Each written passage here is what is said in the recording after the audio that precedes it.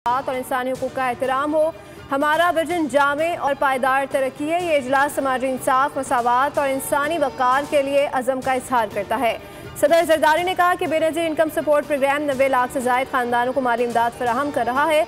हमें फ़ख्र है, ये प्रोग्राम दुनिया भर में मिसाली समाजी तहफ़्फ़ुज़ का मॉडल है। आइंदा 5 बरस में शरह ख़वानदगी 90% तक बढ़ाने के लिए पुरअज़म है। सदर जरदारी की मुख्तलिफ आलमी और इलाकाई रहनुमाओं और बैन अक़वामी तंजीमों के नुमाइंदों से मुलाकात है।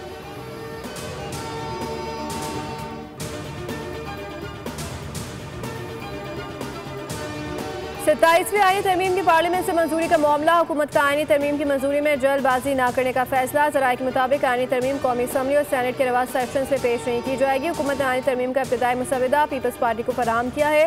पीपल्स पार्टी की राय आने के बाद मुसवदे को हतमी शक्ल दी जाएगी। हतमी मुसवदा पार्लियामान में पेश करने से कबल हुकूमत दीगर इत्तेहादी जमातों को एतमाद में लिया जाएगा। हुकूमत ने इत्तेहादियों के बाद तहरीक इंसाफ से भी राब्ते का फैसला किया है। अपोजिशन के ना मानने की सूरत में हुकूमत नंबर्स गेम को देख कर तरमीम मुतारिफ करवाएगी।